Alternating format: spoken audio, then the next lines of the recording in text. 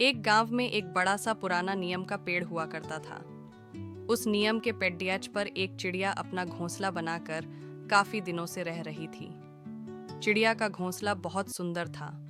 उस घोंसले में चिड़ियों के दो छोटे छोटे बच्चे भी साथ में रहते थे। बच्चे शायद एक दो दिन पहले ही अपने अंडों से बाहर निकले थे। बच्चे अभी उड्डना बिल्कुल नहीं जानते थे। उसकी माँ इधर उधर से खाना लाकर बच्चों को खिलाती थी और उसकी अच्छी तरह से देखभाल किया करती थी। एक दिन की बात है, बाहर मूसलाधार बारिश हो रही थी तथा बादल भी गरज रहे थे। चिड़िया के बच्चे काफी जोर जोर से रो रहे थे। बच्चों को शायद जोरों की भूख भी लगी थी। चिड़िया अपने बच्चों को पुचकार रही थी, लेकिन फिर भी उसके दोनों बच्चे रोना चिल्लाना छोड़ नहीं रहे थे। बच्चे की माँ अब समझ गई थी कि उसके बच्चे को बहुत भूख लगी है।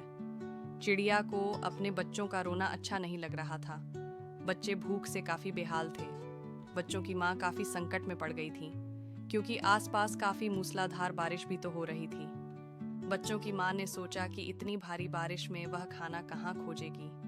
माँ ने सोचा कि अगर थोड़ी देर तक बच्चों के लिए खाने का इंतजाम नहीं हुआ तो बच्चे चिल्लाते चिल्लाते मर भी सकते हैं। उसने सोचा कि बच्चों की भूख किसी तरह से शांत करनी ही होगी। अब बच्चों की माँ चिड़िया ने अपनी जान जोखिम में डालकर नीम के पेड़ से उड़कर ऊंचे आसमान में चली गई। माँ चिड़िया को वर्षा के पानी में कुछ दिख ही नहीं रहा था, क्योंकि चारों ओर मूसलाधार बारिश हो रही थी। चिड़िया किसी तरह एक घर के आंगन में उतर गई। वह घर एक पंडित जी का घर था। पंडित जी के आंगन में कुछ चावल और दाल के दाने इधर उधर बिखरे पड़े थे।